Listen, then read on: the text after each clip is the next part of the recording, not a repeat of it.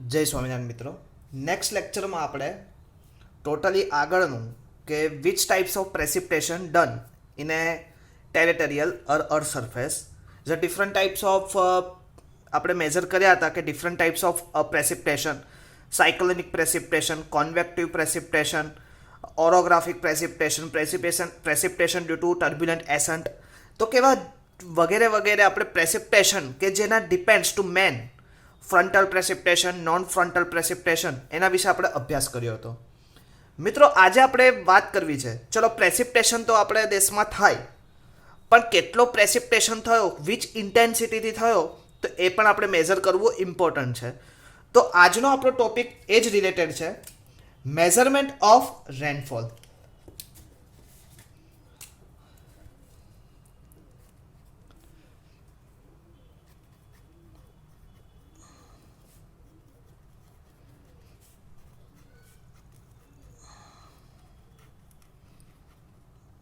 First of all, measurement of rainfall, આ ટોપિકનું આપણું નામ છે. The rainfall is the main source of water. You are understood because the rainfall is main source of water used in various purpose. The knowledge of amount of rainfall, intensity of rainfall and distribution of rainfall is extremely useful for irrigation engineer. હવે કેટલો rainfall પડ્યો, કેટલી ઝડપે rainfall પડ્યો, કેટલી સ્પીડમાં rainfall પડ્યો અને કેટલા વિસ્તારમાં રેનફોલ પડ્યો, એ એક ઇરિગેશન એન્જિનિયરિંગ, એટલે કે irrigation engineering is also is a branch of civil engineering, એના માટે સમજવું સૌથી અગત્યનું છે.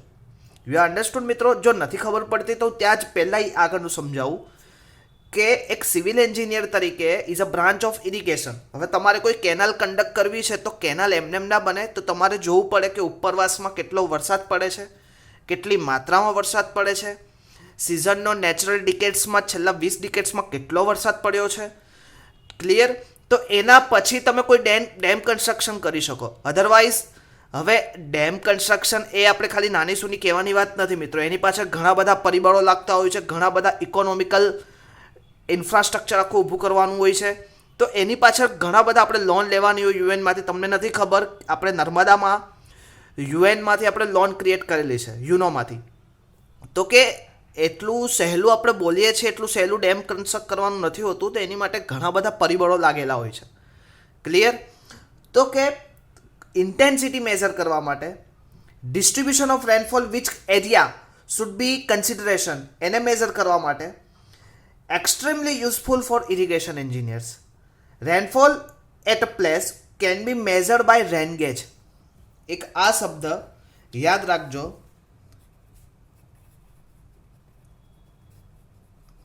Rainfall at place can be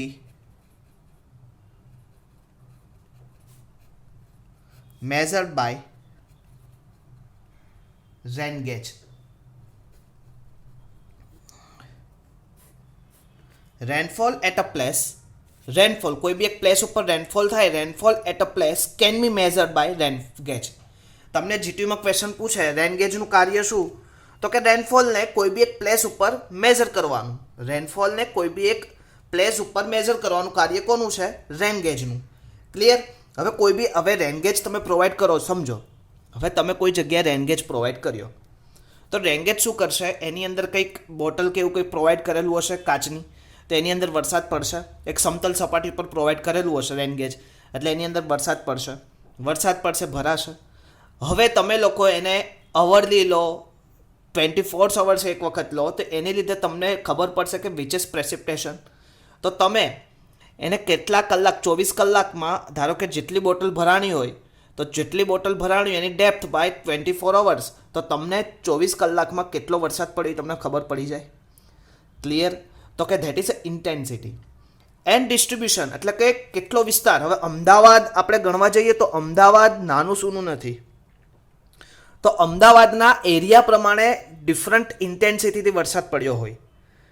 તો કે તમે બાય સપોઝ વાત કરો બાવળાની, અને તમે વાત કરો કે ગાંધીનગરના છેલ્લી વાત કરો હાંસોલની, તો કે બાવળા અને હાંસોલ આ બંને વચ્ચેના વરસાદ પડતી વખતે બંનેના આંકડા એકબીજાથી કંઈક ડિફરન્સ હશે. કેમ કે વિસ્તાર વધી ગયો તો distribution of water level, distribution of જે ક્લાઉડ્સ હોય એ બી હવે વાદળ હોય એ કે આખા અમદાવાદમાં ઘેરી ના શકે.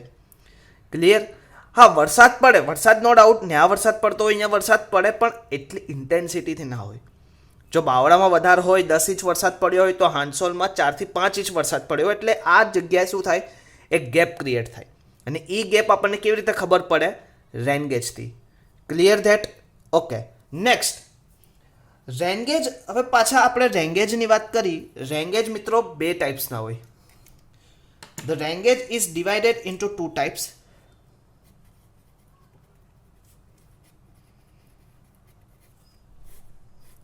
Rain is divided into two different types. First of all, non-recording rain gauge. સમજાવું? non-recording. And that second one is recording. હવે પહેલા આપણે એ સમજીએ મિત્રો, રેકોર્ડિંગ અને નોન રેકોર્ડિંગ એટલે શું. પહેલા આપણા માઇન્ડમાં આ ક્લિયર કટ હોવું જોઈએ કે રેકોર્ડિંગ, નોન રેકોર્ડિંગ અને રેકોર્ડિંગ એમાં ફરક શું. હવે નોન રેકોર્ડિંગ એટલે શું થાય મિત્રો, કે જે જૂના જમાનામાં આપણે જે જુદા આપણે જે પ્રોવાઈડ કરેલા હતા, આપણા જે ડેવલપમેન્ટ, આપણો એક ડિપાર્ટમેન્ટ હતો મેટ્રોલોજીકલ ડિપાર્ટમેન્ટ, એણે જે બી પ્રોવાઈડ કરેલા હતા ઇન્સ્ટ્રુમેન્ટ, એ બધા કેવા હતા? Non recording type. તો એમાં તમારે શું કરવું પડતું? આપણે આગળ હમણાં જોઈએ છીએ. તો એમાં એ રેંગેજમાંથી તમારે 24 અવર્સ 1 અવર્સ છે તમારી રીડિંગ લેવાના. રીડિંગ લઈને તમારે એનો ટાઈમ મેઝરમેન્ટ કરવાનો કે આગલા કેટલા ટાઈમે લીધું હતું, હવે કેટલા ટાઈમે સેમ્પલ લીધું. તો એવી રીતે જુદા દિવસના સેમ્પલ ક્રિએટ કરવાના, અને એ સેમ્પલ ઉપરથી તમારે ગ્રાફ જાતે પ્લોટ કરવાનો. માસ ઇન્ફ્લો કર્વ એને કહેવાય. Mass inflow curve, time versus rainfall intensity, time versus depth of intensity. તો એનો એક માસ કર્વ ડ્રો કરવાનો. તો એ પછી આપણને ખબર પડે. એ પછી સ્ટોર્મ કેટલા સમયમાં સૌથી વધારે વરસાદ, એ પીક અવર્સ એ પછીનું આપણે આગળ જોતા જશું. અત્યારે એટલું ડીપમાં આપણે જવાની કોઈ જરૂર નથી. અત્યારે મૂળ એટલું કે રેકોર્ડિંગ એટલે શું થાય કે તમારે મેન્યુઅલી બધી વસ્તુ કરવી પડે. તમને ખાલી શું મળે કે એટલે ડેપ્થમાં વરસાદ પડ્યો, બાકીની બધી તમારે કરવું પડે. જ્યારે રેકોર્ડિંગ ટાઈપમાં શું છે મિત્રો, ઓટોમેટિકલી વરસાદ પડે તો એને લીધે તમને ગ્રાફ પેપર ઓટોમેટિકલી મળી જાય. કેવી રીતે મળે, કયા ડાયરેક્શનમાં મળે, એનું આપણે અત્યારે હમણાં વાત કરીએ છીએ. ઓકે. હવે નોન રેકોર્ડિંગ ટાઈપ રેંગેજ આપણે કયા છે તો એની વિશે થોડીક વાત કરી લઈએ. તો આપણી પાસે નોન રેકોર્ડિંગ ટાઈપના રેંગેજ બે છે. એક સાયમન રેંગેજ, સૌથી વધારે યુઝ કરાતો સાયમન,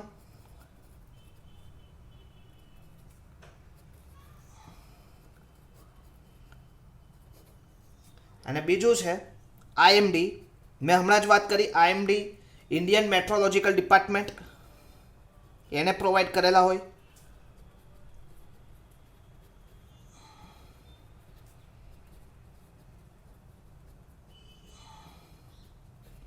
ઓકે. તો two types rain gauge is mostly two type, non recording type, recording type. મિત્રો હું ગુજરાતીમાં થોડુંક બોલવાનો પ્રયત્ન કરું છું, પણ તમે મિત્રો ખાલી સમજવાનો પ્રયત્ન કરજો. ક્લિયર? રેનગેજના બે પ્રકાર, non recording type, recording type. Non recording ટાઈપના બે પ્રકાર, Symon rain gauge, Indian meteorological department rain gauge. Clear? That is a non recording type. And recording type rain gauge is also is divide into three types.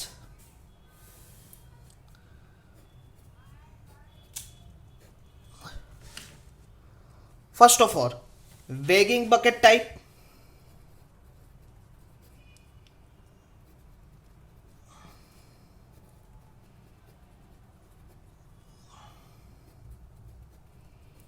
Second is tipping bucket type.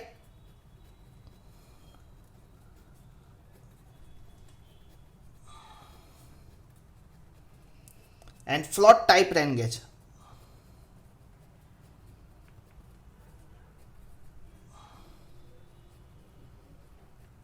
Okay. તો total 3 recording type આવ્યા. તો કે કયા? Weighing bucket type, tipping bucket type and float type rain gauge. તો આ કયા આવ્યા મિત્રો? Recording type rain gauge. ક્લિયર? હવે આ એક રેંગેજ વિશે આપણે ડિટેલ અભ્યાસ કરવાનો છે. ઓકે. તો ફરીથી એક વખત જોઈ લઈએ. Rainfall is at a place can be measured by rain gauge. કે કોઈ બી જગ્યાએ રેનફોલ આપણે મેઝર કરવો હોય તો તમારે શેની જરૂર પડે? રેન ગેજની. ક્લિયર? હવે the principal of rain gauge, કે પ્રિન્સિપલ શું રેન ગેજનો એ બી ક્લિયર કરવું પડે. Principal of rain gauge is the amount of rainfall in small area will represent in amount of rainfall in large area. એટલે કે રેન ગેજ શું કરે? amount of intensity can be measured. amount of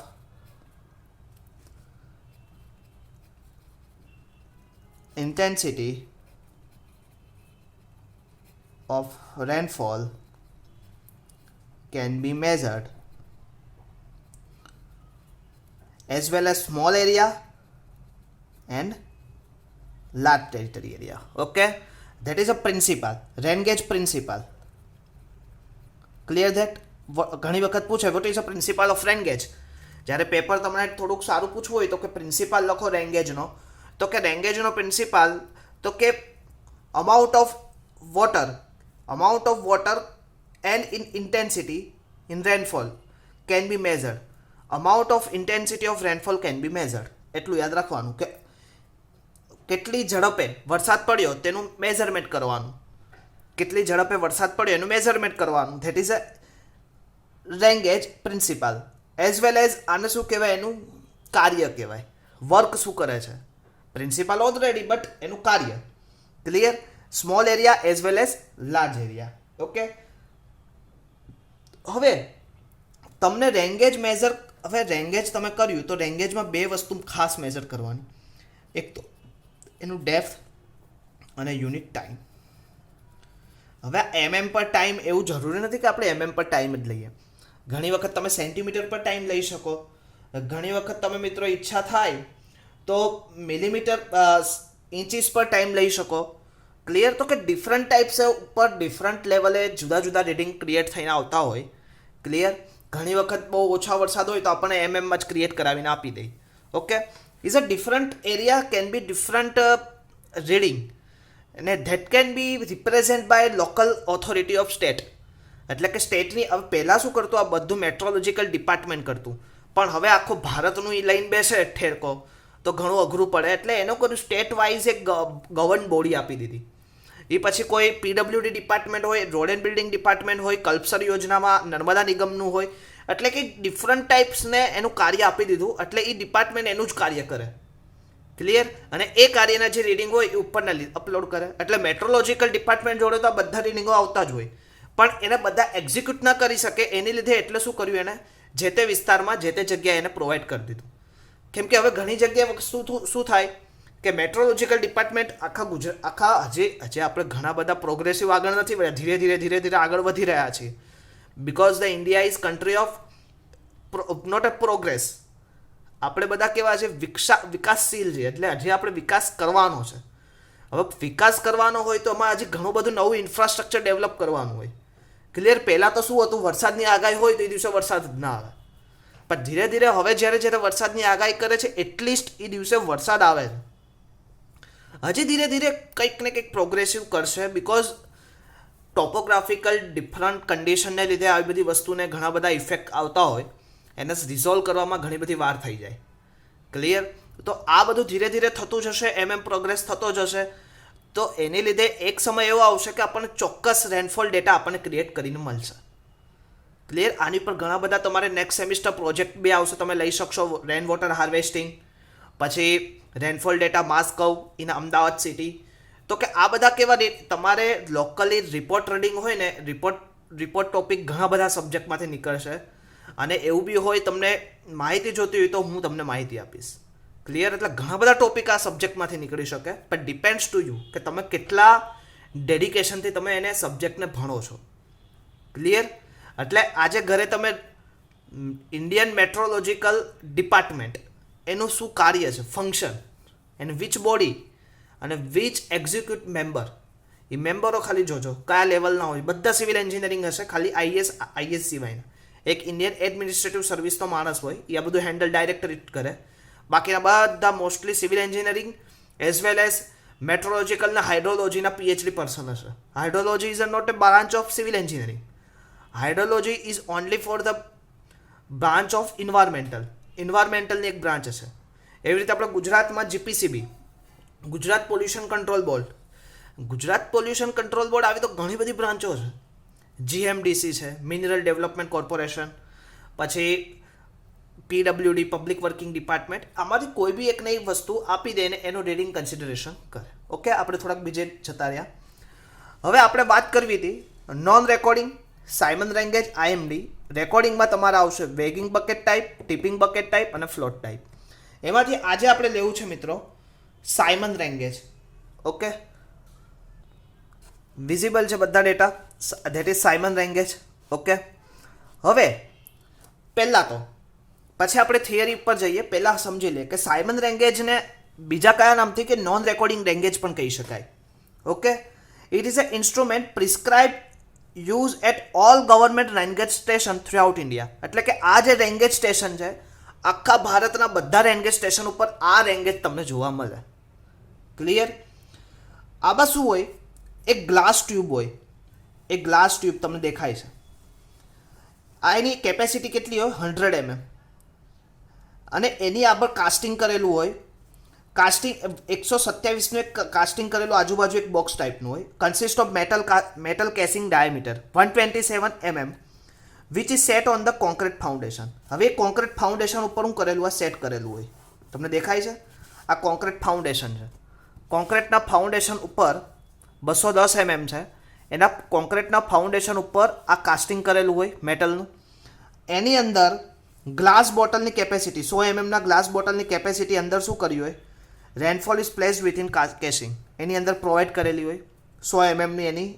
હવે અહીંયા કેવું હોય, આ તો તમને અત્યારે આવી દેખાય, બાકી આ તમે જોવા જાઓ ને તો અહીંયા રીડિંગ કન્સિડર કરેલા હોય. એટલે જેટલું ભરાય એટલું તમને રીડિંગ ડાયરેક્ટલી મળી જાય. ખબર પડી? આ તો અત્યારે તમને આવી રીતે દેખાય, બાકી એક રીડિંગ અંદર પ્રોવાઈડ હોય એટલે રીડિંગ છે તમને ડાયરેક્ટ મળે. ફનલ પ્રોવાઈડ કરેલી હોય. Funnel with brass rim is placed in top of the bottle. Top of the bottle ઉપર પ્રોવાઈડ કરેલી હોય. Okay, the arrangement shown in figure તમે જોઈ શકો. ટોટલ હાઇટ કેટલી છે? અહીંયાથી લઈને ટોપ હાઇટ સુધી આખી મેટલની ટોટલ 305 mm. તમારું ફાઉન્ડેશન કેટલું છે? 60 cm by 60 cm by 60 cm. એની ઉપર આ બ્લોક પ્રોવાઈડ કર્યો 210 mm નો. એની ઉપર આ કાસ્ટિંગ મેટલ કાસ્ટિંગ અને એની અંદર બોટલ પ્રોવાઈડ કરેલી, બોટલને ઇન્સર્ટ કરી દીધી. ઓકે, હવે ટોટલ કેટલું? 25.4. એની ઉપર ફૂટિંગ 25 પોઈન્ટ અને એની ઉપર 50.8. એટલે કે આ અંદર જમીનની અંદર એટલું હોવું જોઈએ. ક્લિયર?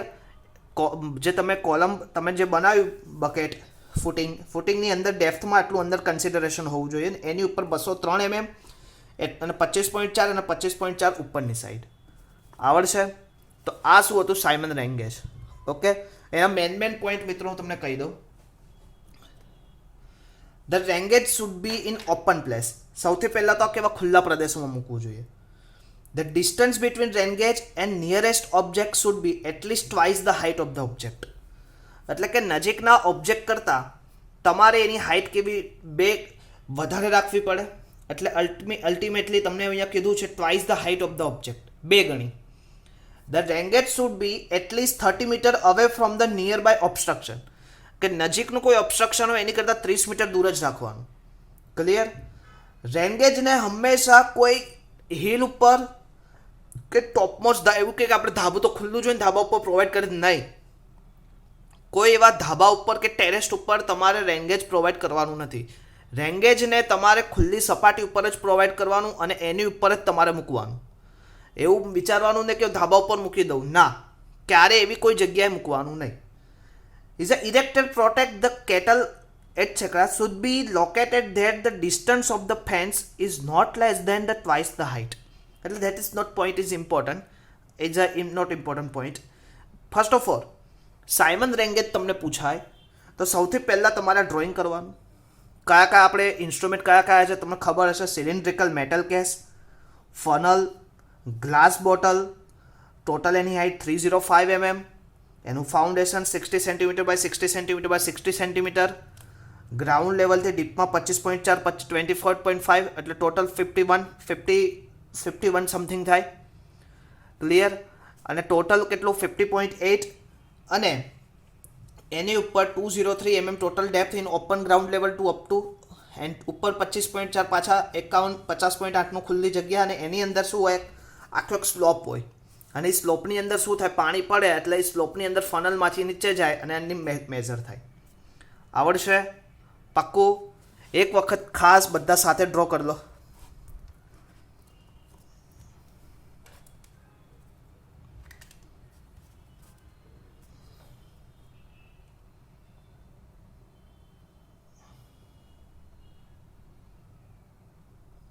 ઓકે, હવે આપણે ફટાફટ મેઇન પોઈન્ટ્સની ચર્ચા કરી લઈએ.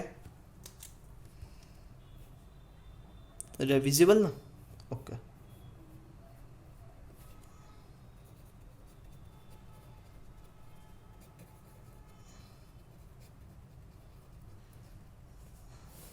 સાયમન રેન્ગેજ. તો ફર્સ્ટ ઓફ ઓલ પહેલાં તો સાયમન રેન્ગેજ કયા ટાઈપ્સનું છે? Non recording type. Okay, non recording rain gauge. રેન્ગેજનું કાર્ય તમને ખબર છે,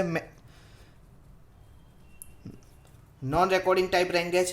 okay, it is a instrument prescribe use all government rain gauge station.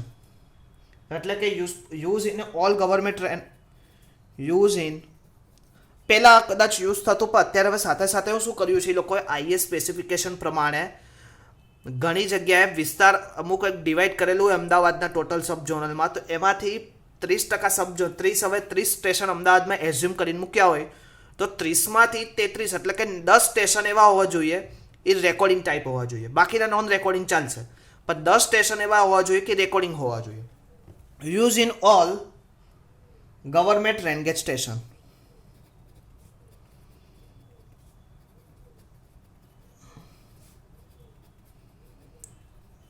Main point જ આપણે ડિસ્કસ કરીએ છીએ. Third one is a consist of metal casing. હવે જે આપણે હતું મેટલ કાસિંગ, મેટલ કેસિંગની વચ્ચે હતું.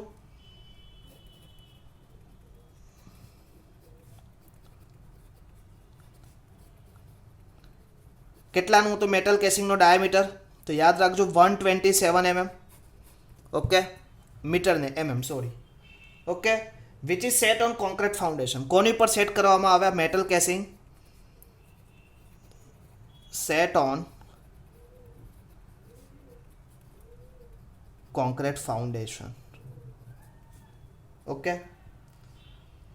Next, the glass bottle of capacity about 100 mm of rainfall is placed within the casing. Glass bottle of capacity about 100 mm of rainfall. એ ક્યાં place કરી હોય? Is a placing within the casing. એટલે કે આનું place ક્યાં હોય? Metal કેસિંગની અંદર. Okay, next, funnel with brass rim is placed in top of the bottle. Funnel FUNNEL, FUNNEL, ફરીથી અહીંયા લખી દો FUNNEL. Funnel with brass rim is placed in the top of the bottle. Okay, બધી arrangement આપણે ગ્રાફમાં જોઈ હતી. હવે અહીંયાથી હવે રેનફોલ મેઝર કેવી રીતે થાય?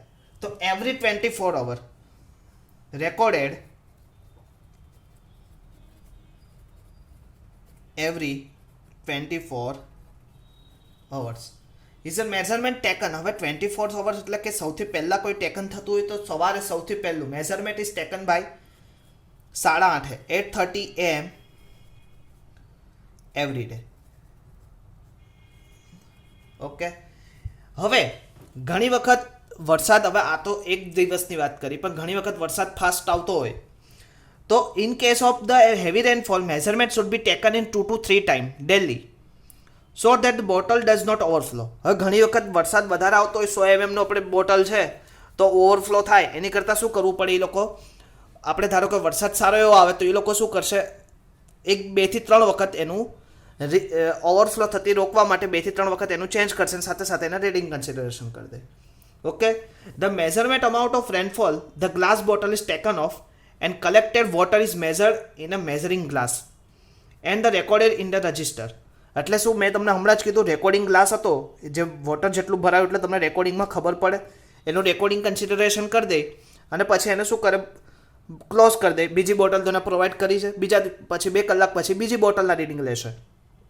એમ એને ક્લોઝ કર્યા પછી શું કરશે, રીડિંગને જે લીધા રીડિંગ એ રીડિંગની ઉપર પછી લોકો ગ્રાફ પ્લોટ કરશે. When the glass bottle is taken of and immediately replace with in new bottle in same capacity. એટલે કે જે જૂની બોટલ લીધી ઇમિડિયેટલી એની જગ્યાએ બીજી બોટલ પ્રોવાઈડ કરે અને એની પછીનું આગળની પ્રેક્ટિકલ પ્રોસેસ કરે. તો આ શું હતું, સાયમન રેન ગેજ. અને મોસ્ટલી ઇન્ડિયન મેટ્રોલોજીકલ ડિપાર્ટમેન્ટ દ્વારા આ જ ઇન્સ્ટ્રુમેન્ટ આખા ભારતભરમાં પ્રોવાઈડ કરેલું છે. એટલે કે IMDનું કોઈ સ્પેસિફાઈ ઇન્સ્ટ્રુમેન્ટ નથી, આ જ હતું સાયમન રેન ગેજ. તો મિત્રો આજે આપણે જોયું non recording type of rain gauge. Clear મિત્રો? નેક્સ્ટ લેક્ચરમાં આવશું ત્યારે recording types of rain gauge વિશે ડિટેલ ચર્ચા કરશું. હજી પણ કોઈ ખબર ના પડી હોય તો મને પૂછી લેજો. 1-2 જણાની ક્વેરી હતી અભયની કે ઇંગ્લિશમાં થોડુંક એક્સપ્લેનેશન કરો. તો બેટા એનું શું એક્સપ્લેનેશન કરવું એ સ્પેસિફાઈ કરો કે શું નથી ખબર પડી. કેમ કે આખું એક્સપ્લેન કરવા જઈશ તો સિલેબસ તે પૂરો થાય. એટલે તમને શું નથી ખબર પડી ને એ મને કહો. ક્લિયર? એટલે હું સમજાવીશ. ઓકે, તો નેક્સ્ટ ટાઈમ આપણે ફરીથી મળશું. ત્યાં સુધી મિત્રો જય સ્વામિનારાયણ.